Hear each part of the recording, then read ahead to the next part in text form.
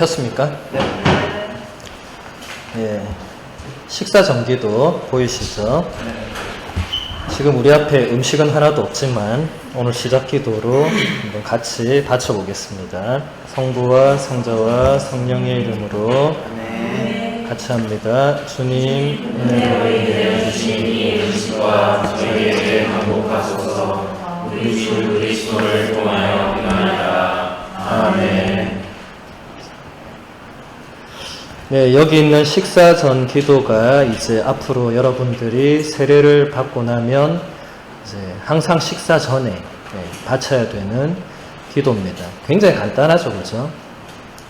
우리 가톨릭의 좋은 것 중에 하나가 어느 분이 그러던데 식사 전 기도가 짧아서 참 좋아요. 이렇게 개신교는 한 10분, 15분 한다고 음식 다 씻고요, 신부님. 국도 다 씻고 미치겠어요. 이런 분들이 의외로 많더라고요. 감사할 게 많아서 그렇겠죠, 그죠? 근데 우리는 이렇게 딱 한 방에 몰아서, 그래도 여기 핵심적인 거 다 있습니다. 보면, 주님께서 은혜로 내려주신 음식이라고 먼저 고백을 하고 있죠. 그러니까 여러분이, 내가 재료를 사서, 내가 요리해서 내가 차렸지만, 근본적으로는 하느님께서 당신의 은총으로 나에게 이 음식을 주신 것이다. 이런 고백이죠, 그죠? 그리고 저희에게 강복해달라. 이제 앞으로 여러분이 가장 많이 듣게 될 말 중에 하나가 강복한다. 이 강복이 무슨 말이죠? 내려올 강자에 복복자죠. 그러니까 하느님의 복을 내려달라. 이런 청원이죠. 그래서 이게 앞으로 여러분들이 가장 또 사제인 저에게 많이 청할 것도 뭐 신부님 뭐 강복을 해달라 그런 걸 많이 이제 앞으로 하게 될 겁니다. 또 뭐 우리가 준성사 때 배웠지만 뭐 차 축복이다, 집 축복이다, 성물 축복이다 이런 것도 다 사제가 복을 빌어주는 어떤 행위들이죠, 그죠? 근데 이거는 사제만 하는 건 아니고 사실 여러분도 다 하실 수 있습니다. 하실 수 있는데, 이제 사제는 어떻게 보면 좀 그런 대표성을 띈 사람으로 이제 복을 빌어주는 그런 역할을 하는 거죠. 근데 여러분이 사제가 없어도 식사 전에 언제든지 이 기도를 이제 바칠 수 있고 또 바쳐야 됩니다. 그렇게 하고 음식을 드시면 됩니다. 앞으로 잘 해 나가시기를 바라고. 자, 이제 122쪽 한번 펴볼게요. 다 펴셨어요? 오늘 28과 사김, 섬김, 나눔 한번 보도록 할게요. 자, 삶의 이야기. 운현씨 한번 읽어보겠습니다. 교회는 친구의 공동체입니다. 세례를 통해 하나가 된 우리는 서로를 형제 자매로 받아들이며 사랑의 공동체를 이룹니다. 우리는 세상 모든 사람들에게 하느님을 전하고 그들을 교회 공동체로 초대합니다. 일단 여기서 핵심은 교회가 무엇인가. 우리 전에 교회의 여러 가지 이제 배웠는데 또 중요한 것 중에 하나가 교회는 친교의 공동체다. 여러분, 친교가 무슨 말이죠? 밖에서 잘 안 쓰는 말이죠, 그렇죠? 그러니까 이게 우리 좀 가톨릭 용어인데 쉽게 설명하면 다양한 사람들이 모여 있지만 뭔가 하나의 일치를 이루는 그런 것을 의미합니다. 그러니까 이게 세상의 집단과 교회 공동체는 그런 면에서 분명히 다릅니다. 세상에도 어떤 집단이 있을 수 있죠. 뭐 친구들 모임이 있을 수 있고 개 모임이 있을 수 있고 동호회가 있을 수 있고 뭐 직장 모임, 뭐 학교 선후배 모임, 뭐 여러 가지 모임이 있을 수 있죠. 근데 그런 거하고 우리 교회 공동체는 분명히 다르다는 겁니다.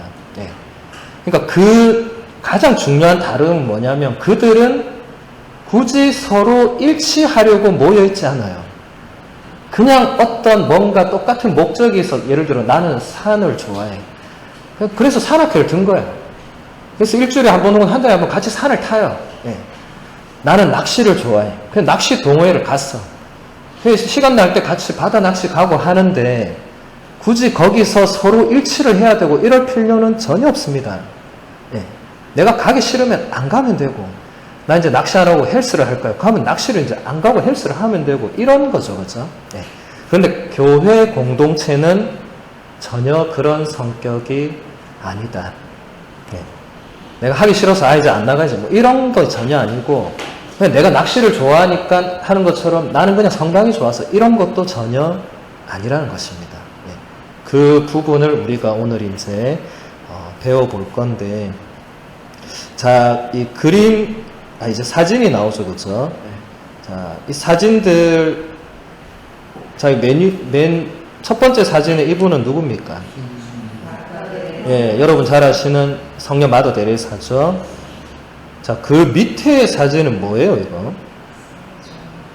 예, 발을 씻어주는 뭔가죠, 그죠? 우리 가톨릭 교회에서 해마다 그 성모교회를 하는 그 세종례, 예수님께서 제자들이 발을 씻어주신 것을 그대로 다시 하는 거고, 그 다음 위에는 뭐죠? 예, 뭔가, 예, 이 밥과 반찬을 이제 다른 사람에게 이제 퍼주고 있는 모습이고, 자, 그 밑에는 뭐죠?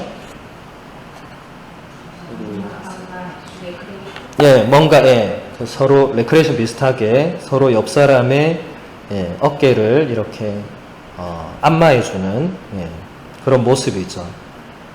지금 이 모든 모습들이 제가 지금 금방 이야기한 어떤 그 친교를 드러내 보여주는 것입니다. 우리 가톨릭 교회가 추구하고 지향하는 그런 친교.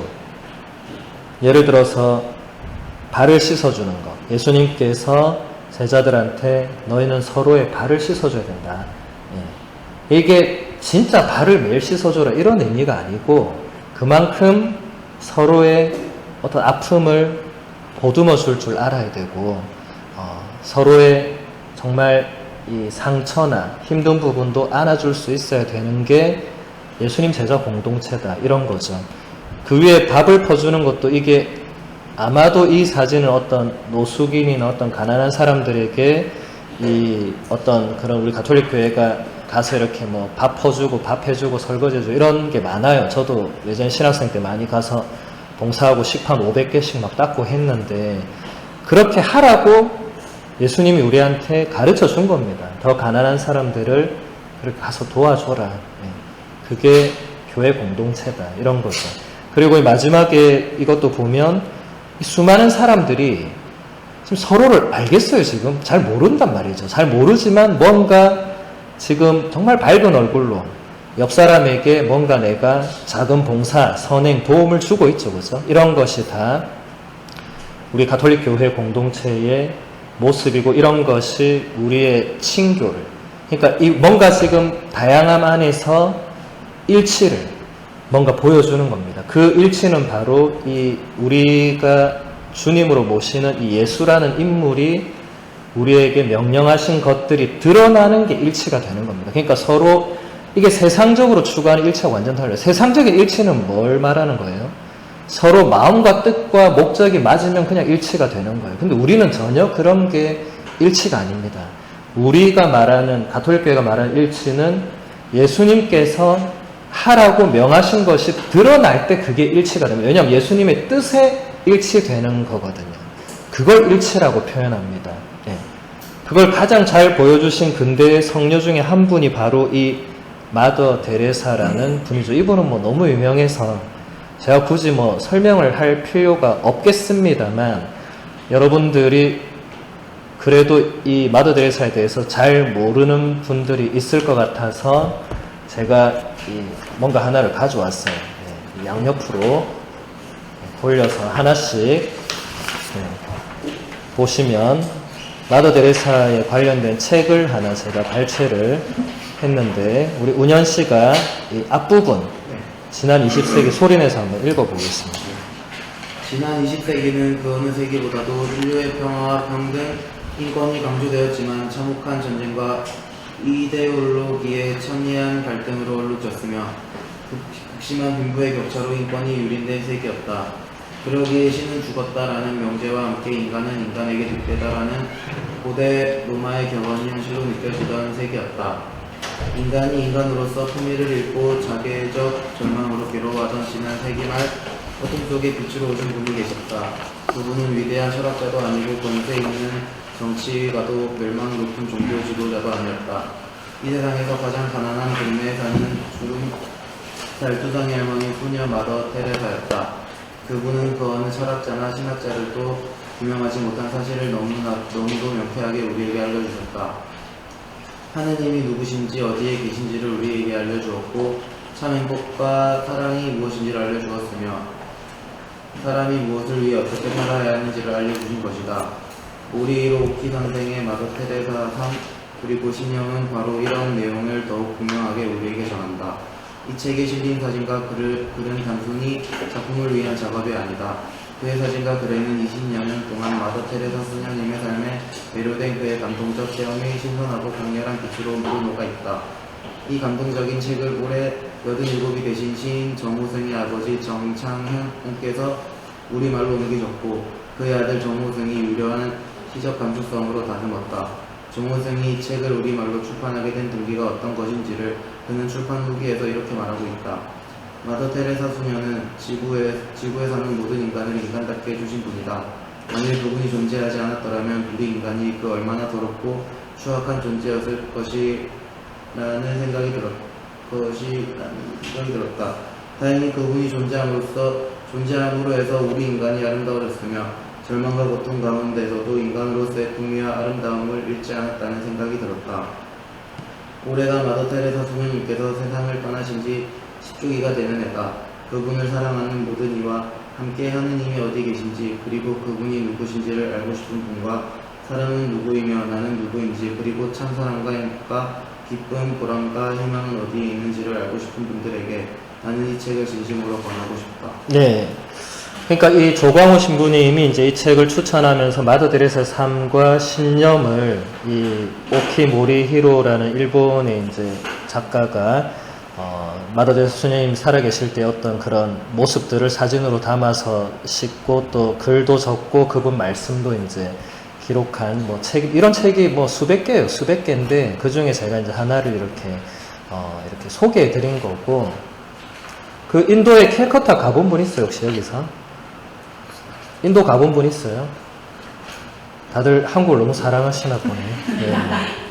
저는 한 15년 전에 인도 캘커타에 가서 이제 마더 테레사 수녀원에서 한 달 동안 봉사활동을 한 적이 있는데, 그때 저도 굉장한 체험을 했어요. 이런 글을 적을 수밖에 없는, 그냥 거기에 해마다 세계에서 자원봉사자가 몰려옵니다. 근데 누가 뭐 오라 해서 오는 것도 아니고, 가서 뭐 자기가 무슨 일을 하겠다 이런 사람도 없어요. 그냥 와서 다 이렇게 가만히 보고 있다가 자기 할 일을 다 찾아서 합니다. 예. 그 누구도 거기서 뭐 당신은 이걸 하면 좋겠다 이렇게 말도 안 해요. 그냥 가서 아침 새벽에 미사 다 같이 드리고 아침 먹고 그냥 각자 이렇게 가서 자기가 보고 할 일을 합니다. 예. 한국 사람들은 주로 청소와 설거지, 빨래 이런 거에 굉장한 강점을 지니고 정말 죽을 만큼 열심히 일합니다. 예. 그 대신 다른 서양 사람들은 직접 아픈 사람들한테 가서 돌봐주고 대화 나누고 막 이렇게 해요. 저는 그게 상당히 불만이었어요. 왜 맨날 우리는 이 부엌에서 맨날 빨래하고 설거지하고 청소하고 쟤는 저 앉아서 맨날 히히닥거리고. 그래서 한 번은 야 바꾸자 이래가지고 바꿨는데 5분이 지나니까 부엌으로 가야겠다는 생각이 막 드는 거예요. 왜 그랬겠어요? 5분이 지나니까 할 말이 없는 거예요, 서로. 근데 그 외국 사람들은 하루 종일 얘기해요, 하루 종일. 그러니까 우리는 하루 종일 일할 수밖에 없는 뭔가 머슴을 타고난 그런 운명인 것 같았는데, 한국 사람은 열애열 전부 다 다시 부엌으로 오게 돼 있습니다. 처음에 옆에 있다가도 한 10분 지나면 나는 갈게 이러고 이제 청소하러 가거나 빨래하러 갑니다. 어쨌든 중요한 것은 마더 테레사 수녀님이 물론 그때 안 계셨죠. 돌아가시고 없었지만 그 정신이 그대로 그 안에 거기 이제 그 후배 수녀님들하고 그 자원봉사자들이 그걸 그대로 살아내는 모습을 저도 보면서, 이게 제가 지금 계속 강조하고 있는 이 친교의 공동체, 예. 거기서는 오히려 신앙도 종교도 구분을 하지 않아요. 아무도 당신은 불교입니까 무교입니까 묻지도 않아요. 수녀님들이. 예.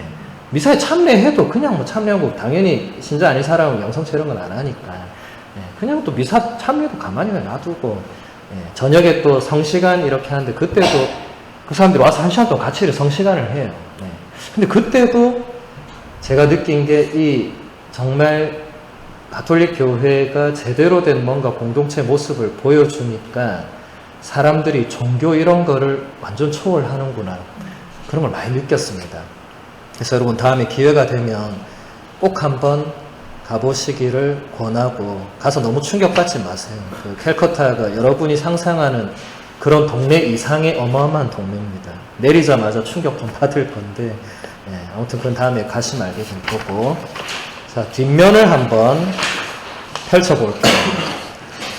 예, 뒷면은 이제 마더데레사 수녀님의 그 말씀들을 제가 몇 개를 발췌를 했는데 좀 잘 안 보이죠, 그죠? 예, 제 방 프린터 토너가 다 떨어진 사실을 제가 모르고 열심히 예, 프린트했는데 그래도 예, 젊은 분들 시력이 좋으니까 우리 재욱 씨가 한번 소리내서 천천히 읽어주면 좋을 것 같습니다. 가난한 사람을 대하는 것은 그리스도의 신체를 대하는 것과 마찬가지입니다. 그러므로 우리가 가난한 자들에게 먹을 것을 주고 의복을 입혀주고 삶의 터전을 제공하는 것은 굶주리고 벌거벗고 없는 그리스도에게 드리는 것입니다. 인간이 체험하는 가장 몹쓸 병은 아무도 자기를 원치 않는다는 것임을 절감합니다. 한때는 사랑받았으나 어떤 이유로 잊혀지고 버림받은 사람들, 이들이야말로 우리가 돌봐야 할 사람들입니다. 우리는 서로가 성실하고 진지하게 대하며 있는 그대로의 서로를 받아들일 수 있는 용기를 지니도록 합시다. 사랑이 참되기 위해서는 그 대가를 치러야 합니다. 사랑은 상처를 받아야 하며 자기 자신을 비워내야 하는 것입니다. 아프고 고통받는 사람들에게 필요한 것은 동정이 아니라 사랑과 열림입니다. 가난한 사람, 외로운 사람, 몸에 장애가 있는 사람은 희망을 품고 여러분에게 옵니다. 그들은 부드러운 사랑과 열림을 느낄 수 있게 해주어야 합니다. 기쁨은 감염되게 마련입니다. 그러니 그대가 가는 곳마다 항상 기쁨이 넘쳐 흐르도록 애쓰십시오.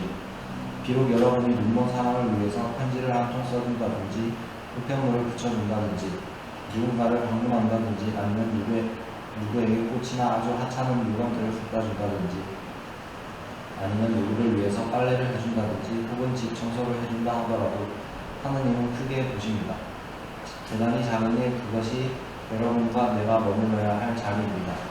큰 일을 할 수 있는 사람은 많이 있지만 작은 일을 하는 사람은 너무나 적기 때문이지요. 우리는 모두 사랑하고 또 사랑받기 위해서 창조되었습니다. 나라와 나라 사이에는 큰 차이가 없습니다. 어디를 가건 사람들을 만날 수 있으니까요. 다른 겉모습, 다른 옷차림, 다른 교육과 다른 지위는 있을 수 있어도 다들 마찬가지입니다. 누구나 다 사랑스러운 사람들입니다. 다들 사랑에 굶주리고 있습니다. 수천 명의 사람들이 한 조각의 빵 때문에 죽어갑니다. 그러나 더 많은 사람들이 아주 적은 사랑 때문에 죽어갑니다. 침묵의 열매는 기도입니다. 기도의 열매는 사랑입니다. 사랑의 열매는 봉사입니다. 봉사의 열매는 평화입니다. 사랑은 고결하고 아름다운 것이 아니라 허리 숙여 상처와 눈물을 닦아주는 것입니다. 네, 이 말씀들이 전부 다 성녀 마더 데레사께서 살아계실 때 사람들에게 했던 말씀이고 그분이 성녀로 존경받는 것은 이 말씀대로 그분이 거기서 살았기 때문에 사람들이 신자, 비신자를 막론하고 그분을 존경하는 거겠죠. 그죠? 네. 그러니까 이런 내용들을 우리가 정말 살아내는 게 우리 그리스도교 신자 여러분이 이제 세례를 받고 나서 추구해야 될 삶이 바로 이렇게 사는 것이다.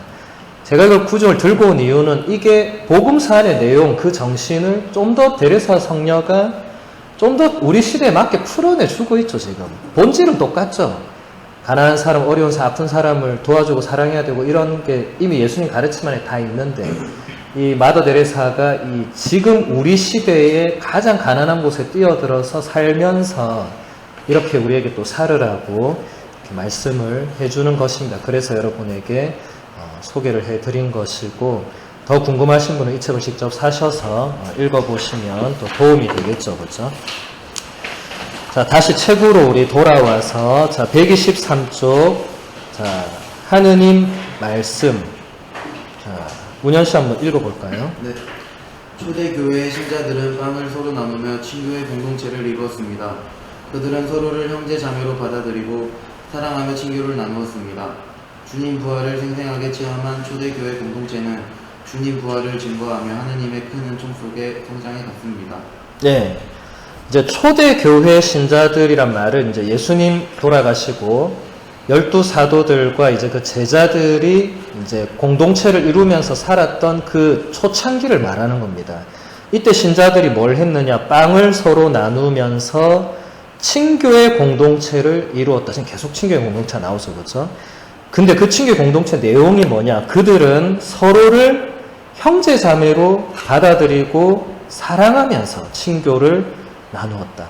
앞으로 여러분이 가장 많이 듣게 될 호칭이 형제님 혹은 자매님, 이 표현을 뭐 개신교회도 마찬가지고 많이 듣게 될 건데, 왜 우리가 그런 표현을 쓰느냐 하면 초대교회 때 이미 예수님 제자들이 서로를 그냥 누구야 이렇게 안 하고 내 형제라고 받아들인 것에 있다는 겁니다. 그러니까 그 정신이 2000년 동안 계속 이어져 내려왔다는 거죠. 예. 그러니까 여러분이 누구를 형제, 자매 이렇게 부르는 거는 내 친형제, 자매가 아닌데 그렇게 부르는 거는 이게 이제 신앙 안에서 어떤 한 가족을 이룬다는 표현이 되겠죠. 그죠? 네. 좀 더 구체적으로 자, 사도행전, 여러분 성경 한번 펴볼까요? 사도행전. 네. 사도행전은 내복음서 바로 다음 책입니다. 사도행전 2장 42절에서 47절 한번 찾았어요? 네. 이제 엄청 빨리 찾았네. 제육시험 읽어볼까요? 찾았으니까. 그들은 사도들의 가르침을 받고 친교를 이루며 빵을 떼어 나누고 기도를 하는 일을 증가하였다. 그리고 사도들을 통하여 많은 이적과 표징이 일어나므로 사람들은 저마다 두려움에 사로잡혔다. 신자들은 모두 함께 지내며 모든 것을 공동으로 소유하였다. 그리고 재산과 재물을 팔아 모든 사람에게 저마다 필요한 대로 나누어 주곤 하였다. 그들은 날마다 한 마음으로 성전에 열심히 모이고 이 집 저 집에서 빵을 떼어 나누었으며 즐겁고 순박한 마음으로 음식을 함께 먹고 하느님을 찬미하며 온 백성에게서 허감을 얻었다. 주님께서는 날마다 그들의 모임에 구원받을 이들을 보태어 주셨다. 예, 이 아주 짧은 이 텍스트가 우리에게 전해주는 것은 첫 신자 공동체의 생활이 어땠는가, 이게 앞으로 여러분이 성당에 와서 이루게 될 공동체의 모습입니다. 일단 사도들의 가르침을 받아야 된다. 사도들이 누구죠? 예수님의 12제자였죠.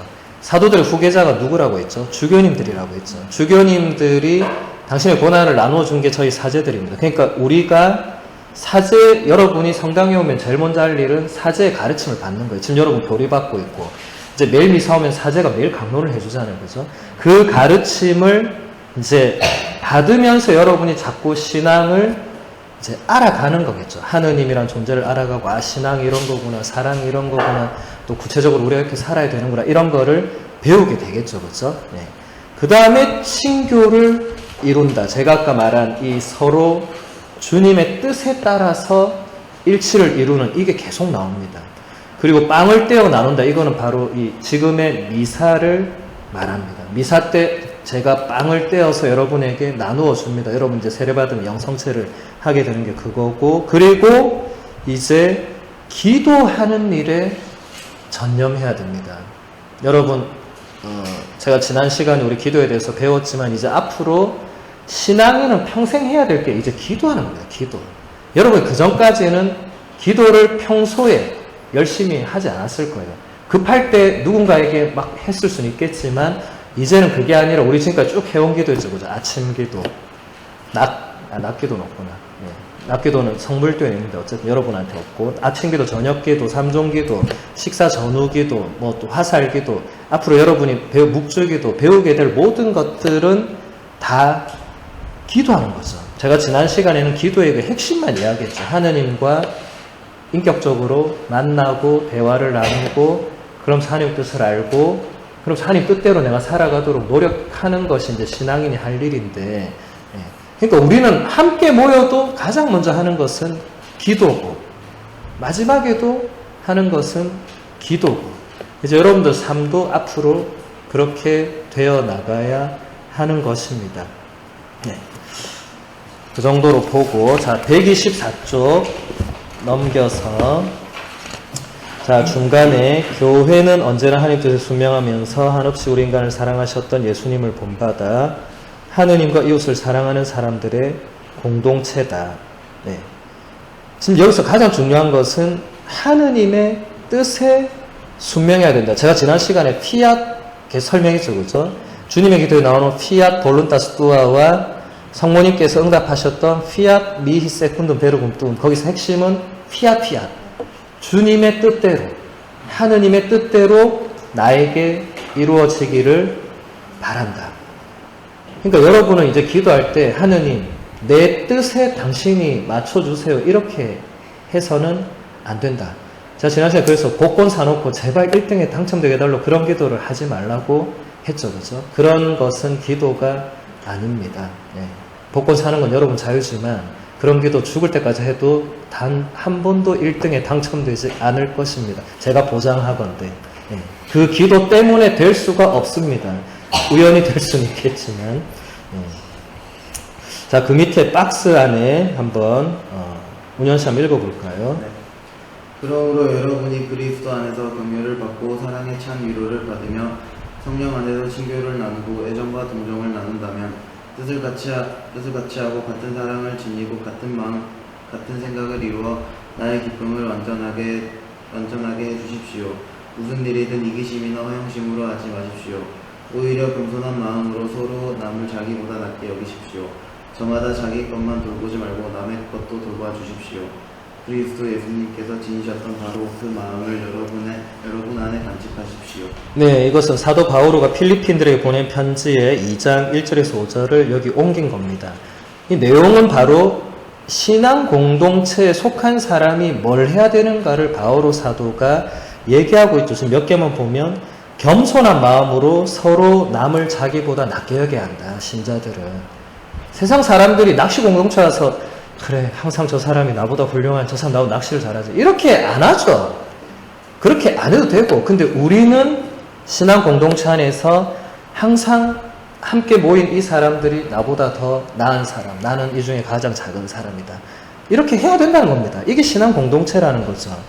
그 다음에 저마다 자기 것만 돌보지 말고 남의 것도 돌봐줘야 한다. 세상 사람들은 이렇게 안 하죠. 함께 모여 있어도 지 것만 챙기면 됩니다. 굳이 왜 너는 네 것만 챙기냐, 아무도 그렇게 말하지 않죠. 왜냐하면 다 지 것만 챙기는데. 그런데 우리 신자들은 그렇게 해서는 안 된다. 네. 남의 것도 돌봐 주어야 한다. 그리고 그리스도 예수님께서 지니셨던 바로 그 마음으로 우리 신자들은 살아야 한다. 예수님의 마음은 여러분이, 제가 전에도 얘기했죠, 복음서를 읽으면서 여러분이 느껴야 됩니다. 아, 예수님이 어떤 분이신가. 정말 예수님이 누군가를 사랑하셨을 건데 그걸 남이 백날 옆에서 얘기를 해주면 예수님이 당신을 사랑하셨는데 백날 해준다고 여러분이 아 정말 예수님 나를 사랑하는구나 이렇게 느낄 사람 아무도 없어요. 근데 복음서를 읽으면서 여러분들이 아 정말 예수라는 존재가 오늘 만난 모든 사람 진짜 사랑했네 보니까 나도 사랑받을 수 있겠네, 이렇게 과정이 가야지. 울산역 앞에서 어떤 할머니가 예수는 당신을 사랑한다고 막 고함지르는 그걸 보면서 예수가 나를 사랑하는구나, 아무도 안 그래요. 아무도 그 할머니한테 가서 감사합니다, 예수님 나를 사랑을 알려주셔서 감사합니다, 아무도 이렇게 안 해요. 그냥 저 할머니 왜 저러지 이러면서 지나가지. 그러니까 본인이 느끼고 깨닫는 게 진짜지 옆에서 누가 하느님을 사랑이시고 예수를 안 됩니다. 이거. 네. 여러분 각자가 해야 될 일입니다. 그래서 여러분들이 앞으로 이제 신자 지난 우리 예비 신자 성지순례 때 교육분과장님도 그런 얘기했죠. 여러분들이 이제 세례를 받고 나면 어느 한 공동체에는 소속이 되면 좋겠다, 그 얘기를 했죠. 왜냐하면 여기 지금 125쪽에 보면 이제 소공동체 이런 게 나오는데 우정성당 전체 공동체는 너무 규모가 큽니다. 우리가 주일 미사에 거의 1000명 가까이 나오는데 서로 다 알 수가 없죠. 네. 여러분들이 우정성당을 평생 다녀도 그 900명, 1000명을 다 알 수 없습니다. 결국 여러분들이 알 수 있는 사람은 지금 우리 교리반 요 정도. 그 다음에 이제 여러분이 뭐 자녀가 주일학교 들어가면 거기서 만나게 될 뭐 교사들, 뭐 엄마들, 그리고 레지오를 하면 그 레지오 그 한 공동체, 뭐 이제 여러분 구역이나 반이 다 정해져 있거든요. 그 구역 모임 가면 뭐 그 반 모임 정도, 예. 그리고 여러분 대부 대모님 정도. 그 외에 여러분이 알 길이 없어요. 그냥 만나도 안녕하세요 하고 지나가는 거지. 그러니까 결국은 이 소공동체, 그러니까 작은, 지금 우리가 딱 소공동체잖아요. 지금 다 모인 사람이 뭐 기껏해야 100명 이 정도잖아요. 그죠? 이 정도면 서로를 알죠, 이제. 그러니까 매주 만나니까 조금 더 알고, 예. 같이 세례받으면 또 같은 세례반이 되니까 또 좀 더 알고 이런 거죠. 그죠? 예. 그러니까 앞으로는 여러분들이 신앙생활을 하면서 대형 공동체는 사실 이게 말이 안 되는 거거든요. 대형으로 공동체를 이루어서 함께 할 수 있는 거는 미사밖에 없습니다. 예. 그러니까 주일미사에 다 오죠. 근데 주일미사도 한꺼번에 1000명이 저 위에 못 들어가죠. 우리 성당 성전이 되게 작아요. 다 들어가도 300명 정도면 이미 꽉 찹니다. 예. 그럼 그 300명이 평소에 뭐 다 아는 사람이 모르죠. 그냥 모르고 서로 안녕하세요 평화 인사하고 그냥 미사 끝나면 다 이제 집에 가는 거지. 그 300명을 일일이 나는 다 알아야 되겠다. 그럴 필요 없어요. 네. 다 할 필요 없습니다. 그러니까 여러분들이 이제 세례를 받고 나면 그 작은 어떤 공동체, 거기에 하나 정도는 들어가셔야 여러분들이 신앙생활을 하면서 이 친교의 공동체를 이루어 나갈 수 있습니다. 안 그러면 여러분이 이제 어떤 위험에 빠지느냐면, 그리고 많은 초신자들이 빨리 성당을 떠나는 이유가 왔는데 계속 대형 공동체 안에 있는 거예요. 예. 왔는데 주일미사인데 300명 안에 계속 끼어 있다가 집에 갔다가 또 300명 끼어 있다가 집에 갔다가 하니까 한 달 좀 지나니까 내가 세례를 받은 이유가 무엇인가. 그리고 사람들이 아무도 나를 알아주지도 않고 아는 척도 안 하고 이제 뭐 그냥 익명으로 둥둥둥 떠다니는 그런 느낌을 받으니까 한 주를 안 가게 돼요. 근데 한 주를 안 가도 아무도 나를 찾지도 않아요. 예비자 교리 때는 그래도 공사장님이 왜 안 오시느냐 뭐 전화도 하고 옆에서 왜 안 오냐 막 이러는데 이제는 세례받고 나니까 무슨 그냥 나 몰라라고 막 이렇게 한단 말이죠. 예. 근데 그게 어쩔 수 없는 게 300명이 서로를 모르는데 어떻게 누가 오고 어떻게 알겠어요 그거를. 어떻게 요즘 같은 현대시대에 안 왔으면 개인적인 사정이 있나 보다 이렇게 생각하지. 그를 매주 전화를 해서 너 왜 안 오니 이러면 이게 짜증날 거예요. 왜 나를 가만 놔두지 왜 자꾸 내 안 온 거 체크하고 말이지. 네. 그러니까 그렇게 되면 결국 여러분도 한 석 달 안에 내가 안 가도 아무 상관이 없구나. 물론 여러분이 안 와도 우정성당 망하지 않습니다. 네. 그런데 그런 여러분, 제가 그래서 매번 얘기했잖아요. 여러분이 세례받고 안 오면 여러분이 이 시간을 6개월을 이 시간을 날리는 거니까 저는 그게 여러분에게 좋지 않다고 매번 얘기했죠. 네. 그래서 세례를 받고 나면 세례를 받은 만큼의 그 결실을 여러분이 거두어야 되는 거지 남이 나를 찾아주지 않는다고 그런 어린애 같은 생각을 하면 안 되죠. 그죠? 네. 근데 그래서 교육분과장님이 얘기한 것도 그래서 뭔가 하나의 공동체에 이제 소속이 되면 일단 한국 사람들은 이 소속감이라는 게 또 무지 중요하거든요. 네. 어딘가 소속되면 책임감도 느끼고 거기서 지금 우리가 봐왔던 어떤 이런 친교의 공동체의 어떤 기본적인 요소들을 한번 살아낼 수 있겠죠. 그리고 여러분이 또 하나 조심해야 될 것은 성당이 천사들의 공동체가 절대로 아닙니다. 예. 이 착각을 빨리 깨야 됩니다. 예. 지금 볼 때는 다 천사 같죠, 그죠? 예. 근데 막상 이제 딱 들어가는 순간부터 나와 똑같은 사람들의 모습을 봅니다. 거기에 절대 실망해서는 안 돼요. 예. 왜냐하면 그 사람들 다 열심히 그냥 살려고 노력하고 하나님 뜻대로 살려고 하지만 인간적인 약점, 부족함들, 허물들을 그대로 가지고 있습니다. 우리는 하늘나라 가서 다 천사처럼 되지 지금은 천사처럼 살고 있는 사람도 있겠죠. 네. 근데 안 그런 분들도 있습니다. 네. 그걸 보고 실망해서 난 이제 성당 안 가. 이거는 더 어린애 같은 발상이죠. 본인은 하느님을 만나러 와야 되는데 왜 옆 사람을 보고 나 이제 성당 안 가. 이 말도 안 되는 그런 생각은 절대 하면 안 돼요. 그거는 여러분 인생에 너무나 안 좋은 거예요. 네. 그런 사람은 앞으로 딴 데 가도 또 어떤 사람이 있어. 나 저기도 안 가. 또 어디 딴 데 가면 나 저 사람이 있어도 안 가. 그럼 도대체 어디 가서 뭐 먹고 살 거예요, 그러면? 네. 그럼 도대체 뭐 할 거예요, 그러면? 네. 그건 아니죠, 그거는. 유치원 애들은 그럴 수 있어. 엄마, 나 걔가 싫어서 유치원 안 가. 이 말은 유치원 애들은 해도 되지만, 다 큰 어른이 그렇게 말하면 이거는 어떻게 할 수가 없잖아요, 그죠? 네. 그래서 그건 아니다. 그래서 예수님께서 그럼에도 불구하고 서로 발을 씻어줘야 된다. 그 부족함을 안아줘야 된다. 신부님, 저는 이제 세례받았는데 왜 제가 해줘야 됩니다? 세례받았으면 다 똑같은 거예요. 세례받은 지 20년 차 됐다고 그분이 성인 품에 가까이 있고 이런 거 아니에요. 똑같습니다. 세례받고 나면 신부 수녀가 아닌 이상은 똑같습니다. 먼저 이 길을 걸어갔을 뿐이지만 똑같습니다. 똑같은 이제 신앙인으로 사는 거죠. 누가 먼저 해야 된다, 누가 안 해야 된다 이런 것은 없습니다. 물론 선배 신앙인들이 모범을 보여야 되겠죠. 지금 우리 봉사자 비아 씨는 얼마나 열심히 모범 잘 보이고 있어요, 그죠? 네. 비아 씨만큼만 살면 됩니다. 그 이상 잘 살 필요도 없어요. 저 정도만 해도 돼. 네, 충분해. 제가 볼 때는. 네. 그러니까 그런 인간적인 것에 신앙이 흔들려서는 안 됩니다. 그건 신앙이 아니에요.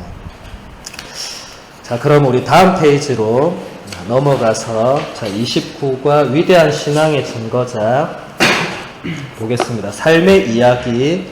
우리나라는 1784년에 이 천주교가 전례가 되었고 우리 신앙의 선조들은 하느님을 믿는다는 이유로 많은 박해를 받았고 순교를 했다. 여러분, 박해가 무슨 말이죠? 뭐 괴롭힘, 고문, 뭐 이런 거 말하는 거죠. 네, 고통스럽게 하고 심지어 죽임까지 당하는 이런 거고, 이제 순교는 제가 좀 이따가 설명을 하도록 하겠습니다. 우리 재욱 씨가 한번 박스 안에 한번 읽어볼까요? 집행관은 죄수에게 선고문을 읽어주었습니다. 그 선고문에는 죄수가 외국인과 부석한 죄 때문에 사형 선고를 내리라고 적혀 있었습니다. 그때 김재건 안드레아는 크게 부르셨습니다. 나는 이제 마지막 순간을 맞이하였으니 여러분은 내 말을 깊이 들으시오. 내가 외국인과 부석한 것은 내 종교를 위하고 또 내 천주를 위한 일이었습니다.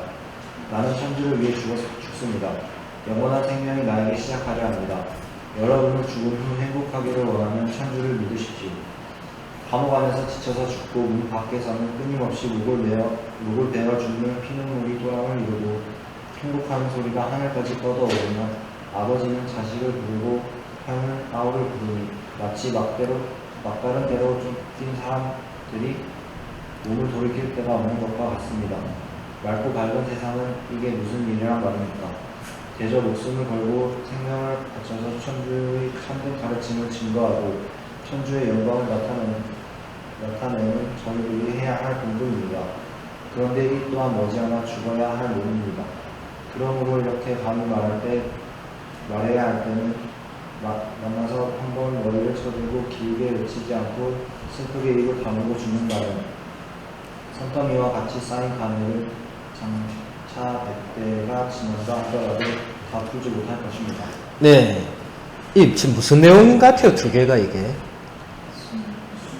예, 뭔가 이 신앙을 위해서 목숨을 바치기 직전에 뭔가 메시지를 지금 남기고 있죠, 그렇죠? 예.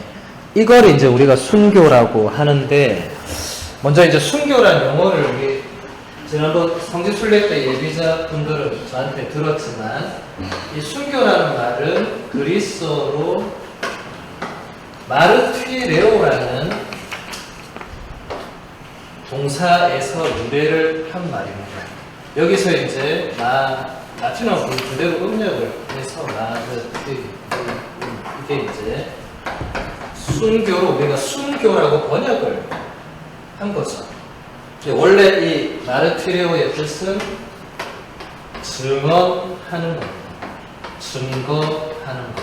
아까 재욱 씨가 읽은 정화상 바울의 상제상서의 중간에 있었죠.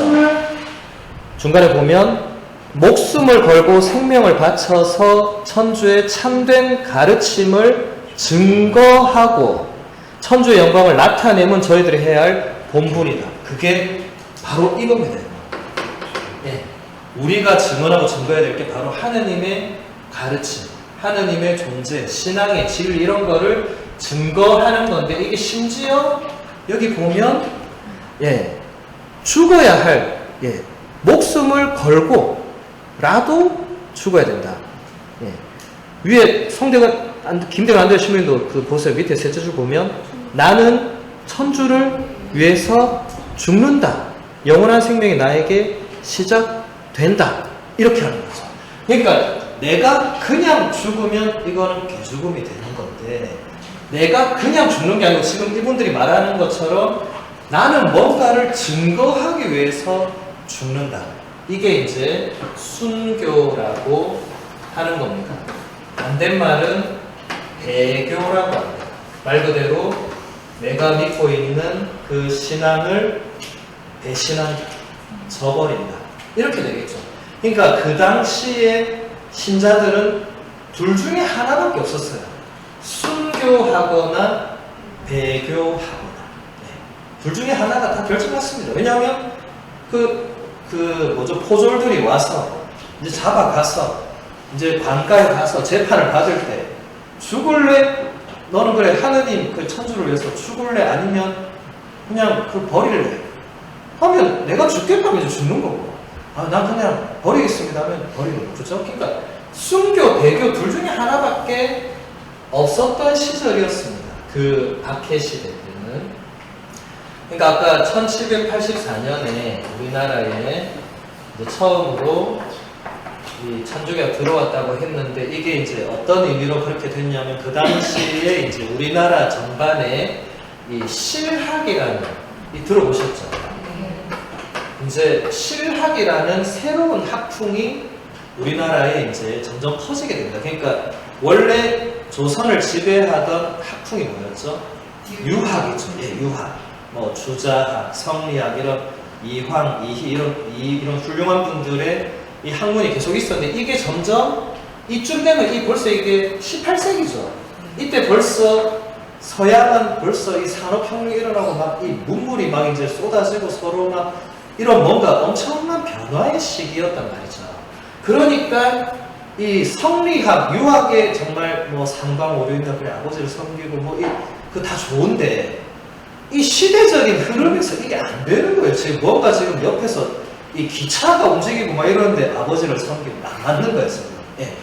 그러니까 점점 이 사람들이 정말 실제적으로 지금 사람들에게 필요한 뭔가를 충족시켜주는 학문이 필요하다 하면서 이제 실학자들이 서양의 문물을 점점 받아들이게 되죠. 몰래 국가는 금지를 시키고 있었기 때문에. 그 대표적인 인물이 누구였습니까? 여러분 잘 아는 흥선대원군. 얘 다 알죠? 국사시를 다 배웠잖아. 흥선대원군의 대표적인 정책이 쇄국 정책. 이게 뭐죠? 모든 문호를 막는다. 일본은 반대로 모든 문호를 그 당시에 개방했죠. 그래서 일본이 우리보다 100년 앞서게 됐어요. 우리는 그때 모든 걸 다 막았죠. 그러면서 실학자들이 이제 중국에서 이런 많은 문물이 들어올 때 거기에 보니까 이 천주교랑 이제 관련된 종교와 관련된 이런 책들도 그때 접하게 되죠. 그러면서 이제 이 사람들이 공부를 하다 보니까 이게 그냥 이게 학문이 아니고 이게 신앙이고 종교인 걸 알게 된 거예요. 그래서 이 실학자들이 이거를 처음에는 학문으로 공부를 하다가 이제 점점 이게 학문을 뛰어넘는구나 하면서 신앙으로 넘어간 사람들이 상당히 많았습니다. 여러분이 잘 알고 있는 뭐 정약용이다, 그 형인 정약전이다, 뭐 동생 정약종이다 이런 분들이 우리나라의 어쩌면 대표적인 신학자들이죠. 근데 이분들은 전부 다 신앙으로 넘어간 분들입니다. 거의 성인 품에 가깝고 물론 근데 순교를 안 하셔서 성인은 못 올랐지만 이제 이런 분들의 자녀분 정화상 바오로 이런 분은 되게 어린 분이어서 그 어린 존재였거든요. 그러니까 나이가 어리고 했지만 이런 걸 막 이끌었던 또 유대철 베드로라든지 어쨌든 그런 분들이 많았고 또 이 중에 몇 명이 중국에 직접 가서 또 배우고 이런 분이 있었어요. 그 중에 이제 우리나라에서 처음으로 세례를 받은 분이 이승훈이라는 분이 있습니다. 이분이 이제 1784년도에 중국에서 세례를 받고 베드로라는 세례명을 받고 이제 한국에 와서 이제 본격적으로 사람들에게 이 천주교라는 종교를 전하기 시작하죠. 네. 그거를 이제 선교라고 하죠. 그렇죠? 근데 이분은 결국 성인이 못 됐습니다. 왜냐하면 이분은 나중에 배교를 합니다. 그래서 성인이 되지 못하고 이분과 함께 갔던 다른 분들이 이제 성인 품에 많이 오르게 되죠. 그리고 김대건 안드레아는 이제 우리나라의 첫 번째 사제입니다. 우리나라의 첫 번째 신부. 네. 그래서 여러분이 이 이름을 아셔야 돼요. 김대건 안드레아. 자, 이제 이분들이 이제 박해를 받게 됩니다. 이제 흥선대원군 같은 이 지도자가 이 보니까 일단 자기가 볼 때 이거를 받아주면 안 돼. 일단 자기 정책에 안 맞죠. 네. 그리고 우리 그 당시 천주교의 가르침이 이 유교 사상과 또 안 맞았던 거예요. 유교는 어떻습니까? 철저히 계층 사회였죠. 네. 절대로 상놈은 양반이 될 수 없죠. 계층 이동은 불가능했습니다. 그리고 여자는 아예 이 뭐 취급도 못 받았고 이런 진짜 옛날 여러분 지금도 옛날에 보면 이 식탁에 일단 남자 어른들만 식사했어요. 여자분들은 다 부엌에 가가지고 다 드실 때까지 기다렸다가 남은 상을 들고 와서 부엌 가서 먹었던 게 불과 지난 세기입니다. 얼마 안 됐어요. 지금도 여러분들 집안에 그런 집이 있을지는 모르겠지만 아마 요즘 없을 거예요. 요즘은 여성 사무실을 바뀌었기 때문에. 근데 옛날에는 그랬죠. 당연한 거였죠. 근데 그런데 저 천주교 책을 보니까 바로 딱 나오는 게 남녀는 평등하다. 바로 네. 우리 지난번 혼인성사를 배웠죠. 이제 예수님께서 이제 남자는 여자와 함께 이 어버이를 떠나서 둘이 결합해서 한 몸이 되고 둘은 동등하다 했잖아요. 더 이상 차별이 없다. 그리고 머슴, 상놈 이런 것도 없다. 양반들이 바로 뒤집어진 이 말도 안 되는 무슨 이 바로 그래서 이 잡아쳐주게 되는 집단이 된 거고 그 다음에 가장 큰 문제는 제사 문제였습니다. 제사. 유교 사상에서 핵심은 충효죠. 그죠? 네. 충효를 거스른 지금도 우리나라는 충효가 완전히 제기하고 있어요. 충효를 안 하면 후레자식입니다. 지금도. 네. 기본은 해야 돼요. 아무리 못해도. 네. 그런데 제사는 충효의 가장 핵심이 되는 거죠. 그런데 그 당시에 우리 천주교의 이 기본적인 입장은 제사는 우상 숭배로 본 겁니다. 그때. 그러니까 제사를 그러니까 그때는 이 교황청이 바티칸이 제사 개념을 먹을 때였어요.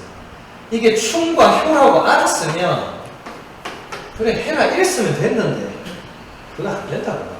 이 보니까 막 음식을 차려놓고 계속 뭐 절하고 이러니까 그거 안 돼. 오로지 한 분 하느님을 섬겨야지. 무슨 소리 하냐. 이러는 바람에 그 당시 수많은 신자들이 목숨을 바치게 됩니다. 네. 제사 바칠래 죽을래 하면 죽겠다고 한 거죠. 네. 그러니까 그래서 그 당시에 이제 이 문제도 많이 그렇게 되었고 또 결정적인 거는 이 흥선대원군이라는 이 인물이 자신의 정치적 입지를 굳히기 위해서 이 희생양들이 필요했던 거예요. 로마 시대 때도 네로 황제가 자기 입지를 지키기 위해서 이 로마에 불을 지른 사람을 가톨릭 신자들로 몰아붙였습니다. 그러니까 어느 시대나 희생양이 있으면 군중은 그쪽으로 쏠리게 됐어요. 그러면 이 집단의 지도자는 자기는 이제 거기에 이제 숟가락 하나 얹어 끝나는 거예요. 자기는 계속 자기 길을 보존할 수 있죠. 그런 여러 가지 영향으로 엄청난 박해가 계속 일어납니다. 올해가 기해 박해 150주년, 그러니까 150년 전 기해년에 엄청난 박해가 일어나서 수많은 사람들이, 신자들이 순교를 하고 또 1860년도에 병인 박해라 해가지고 이 완전히 크게 또 사람들이 순교를 하고 그래서 우리 지난번 성주순례 갔다 온 거 오륜대에도 거기 묻혀 계신 분이 다 이럴 때 그때 순교한 분들이 거기에 묻혀 계시는 거예요. 그래서 우리가 가서 기도하고 했잖아요. 그죠? 네. 그런 분들을 우리가 이제 순교자로 공경을 하는데 이제 이분들을 우리가 이제 성인이라고 우리 계속 여러분 이때까지 많이 들었던 말이 성인이란 말을 많이 들었죠. 그죠? 네. 근데 이거는 이룰 성자가 아니라 거룩할 성자, 성인 성자를 씁니다. 그러니까 이게 이 사람들이 그럼 누가 도대체 거룩하냐? 이걸 누가 결정하냐? 이제 이런 걸 여러분들이 알아야 되겠죠. 이 거룩한 사람은 교회가 결정합니다. 마더 데레사 성녀 성인 품에 지난 2016년에 올랐죠. 본인이 올린 게 아닙니다. 본인은 돌아가셨죠. 이미 돌아가신 지 오래됐어요. 그거를 프란치스코 교황님이 성인 품에 올리셨습니다. 네. 그러니까 이제 공식적으로 마더 데레사는 성인이다, 성인. 하늘나라에서 지금 하나님과 함께 이 가장 거룩한. 그리고 성인 품에 일단 그전 단계를 설명합니다. 근데 성인 품에 오르기 위해서는 복자라는 품이 있습니다. 복자. 그러니까 이것도 말 그대로 그 복자, 하느님과 함께 이제는 영원한 복을 누리는 상태에 있는 사람들이라는 단계가 있고 그 전에 이제 가경자라는 이건 품은 아니고 그냥 가경자가 있어요. 네. 다음 쉽게 제가 오늘 마더 데레사 성녀 나왔습니다. 자, 마더 데레사 성녀가 이렇게 캘커타에서 헌신적인 삶을 살다가 지난 1997년도에 이제 돌아가셨어요. 돌아가시자마자 수많은 사람들이 마더 데레사는 성녀 같은 삶을 살았다. 네. 그래서 이제 인도 가톨릭 교회가 마더 데레사의 그 삶의 기록들을 종합 정리해서 교황청에 보냅니다. 그럼 교황청에 검토를 한 뒤에 마더 데레사는 충분히 사람들에게 공경받을 만하다 하면 가경자가 됩니다. 네. 가능할 가짜에 공경할 경장이고 공경받는 인물이다. 네. 그러면 이제 그 다음 단계로 이분이 복자의 품에 오를 수 있는 이분이 정말 하늘나라에서 하나님과 함께 살만한 그런 만큼의 어떤 삶의 모습을 보여줬느냐를 또 교황청이 심사를 합니다. 네. 그렇게 해서 최종적으로 이분은 충분히 그럴 만하다 하면 이때부터는 복자 품에 올리는 그 미사를 교황님이 직접 직전을 하십니다. 그러면 공식적으로 복자 누구로 바뀌고 복자 누구는 그 지역 교회에서는 복자로 존경을 받습니다. 우리나라에 지금 124분의 정확하게 순교 복자가 있습니다. 우리 그때 오륜대에서 보셨던 그 양재현 마르틴 이런 분이 지금 복자 상태. 그러니까 그 124분만 된 거는 그 심사의 모든 사람을 다 할 수가 없죠. 자료를 보고 이제 검토를 해서 하는 거니까. 그렇게 해서 복자품에 오르면 한국 교회에서는 이 124분을 따로 또 특별히 이 기억하는 날이 정해집니다. 우리 얼마 전에 124일 복자 기념하는 날이 있었어요. 여러분은 전혀 모르셨겠지만 미사를 그렇게 했어요. 오늘 미사는 우리나라의 124분의 이 복자를 기억한다. 지난 2014년에 프란치스코 교황님이 우리나라 오셔서 가장 핵심적으로 한 것이 광화문에서 70만 명 모여서 미사를 할 때 124분의 가경자를 복자품에 올린 게 한국에 오셔서 한 제일 큰 일입니다.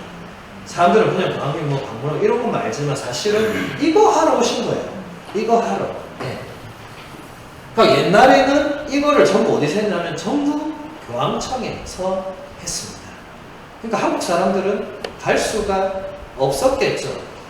근데 이걸 최초로 그 나라 가서 하신 분이 돌아가신 요한 바오로 2세 교황님인데 그분이 1984년 아까 우리나라 천주교가 몇 년도에 들어왔다 했죠? 1784년 몇 년 차이 나죠? 200년 차이 나죠. 그럼 1984년은 어떤 해가 되죠? 한국에 가톨릭이 들어온 지 딱 200주년 되는 해가 되죠. 이때 요한 바울 2세 교황님이 한국에 오셨죠. 한국에 와서 여의도 광장 그 엄청난 넓은 광장에 그때는 100만 명이 모여 있었어. 100만 명이 모인 데서 미사를 했는데 그 미사 뭐였냐면 103명의 그 당시 103명의 순교 복자를 성인 품에 올리는 미사를 드렸습니다. 역사적인 엄청 역사적 사건이죠. 1984년. 그렇게 해서 우리나라는 103분의 순교 성인을 모시게 됐어요. 지금 우리가 봤던 김대건 안드레아 신부님, 자화상 바오로 성인, 뭐 또 유대철 베드로 성인, 뭐 엄청 많아요. 103분이니까. 예. 성인 품에 이제 이분들이 오르게 됐습니다. 성인 품에 오르게 되면 무슨 차이가 있냐면 복자 품은 제가 뭐라고 그랬죠? 그 지역 교회에서만 공경하고 기억합니다. 그러니까 지금 124분은 한국에서만 그날이 복자 누구의 날인데 저 옆에 미국에 가면 그날은 그냥 뭐 연중 몇 주가 무슨 이렇게 되는 거예요. 그런데 성인 품에 오르면 그분들의 날은 전 세계 모든 교회도 그 성인을 기억합니다. 그래서 10월 5일이 김대건 안드레아 신부님의 축일입니다. 미국에 가도 여러분이 7월 5일 미국 가서 성당에서 미사하면 신부님이 오늘은 한국의 김대건 안드레아 신부님의 뭐 기념하는 날이라고 말해요. 아마 깜짝 놀랄 거고 저분은 우리 김도식 어떻게 알지? 적혀 있어요 거기. 성인이니까. 네. 우리나라 전체 103위 성인 순교자 축일이 9월 20일입니다. 여러분 세례받기 9일 전이죠. 이날 우리나라만 한국의 103명의 순교자를 기억해서 미사를 합니다. 외국 가도 뭐 심지어 일본을 가도 일본에 가서 뭐 요즘 가면 안 되겠지. 자 중국을 가도 중국 가서 여러분 그냥 부르시오. 중국 갔는데 미사를 들어가는데 신부님이 오늘은 한국의 103명의 성인들을 우리가 기억해야 된다. 깜짝 놀래가지고 중국에서 뭐 우리나라까지 성인이라서. 네. 이게 결정적인 차이입니다. 마더 데레사 성녀도 이 단계를 다 거쳐서 2016년에 프란치스코 교황님이 성인 품에 올리셨죠. 그래서 이분도 이제는 우리가 기억하고 또 이분들에게 전구를 할 수 있습니다. 여러분 이걸 굉장히 잘 알아야 돼요. 전구. 기도는 누구에게만 드리는 거죠? 하느님. 네. 성모님께는 어떻게 하는 거죠? 전구. 성인들에게도 전구. 이게 뭐냐면 성모님 제가 우리 아이가 너무 아픈데 성모님 우리 아이를 위해서 기도를 좀 해주세요. 왜 그렇게 하겠어요? 성모님이 지난번에 제가 어디 있다 했어요? 하늘나라에서 하느님 바로 곁에 계시니까 그러니까 나의 기도를 좀 대신해서 대신 전해주고 구해달라는 어떤 그런 우리의 신앙의 믿음이죠. 근데 이게 성인들에게 도 가능합니다. 그리고 이게 인정될 때 성인 품에 옵니다. 예. 대표적인 예로 마더 데레사 성녀도 마찬가지, 요한보레에서도 마찬가지인데 이분들은 순교를 안 했어요. 그러니까 목숨 바치지 않았어요. 순교하면 거의 바로 성인 품에 오고 왜냐하면 목숨을 바쳤기 때문에 이건 뭐 더 이상 말할 게 없고 근데 순교를 안 했지만 성인에 오른 분들은 그를 통한 기적이 일어나는 게 확인되면 성인 품에 오릅니다. 요한보레스 교황님도 그랬고 마더 데레사도 어느 신자가 이제 누군가 뭐 죽을 거니까 불렀는데 마더 데레사 성녀에게 매일 청한 거예요. 우리 애를 살려달라고.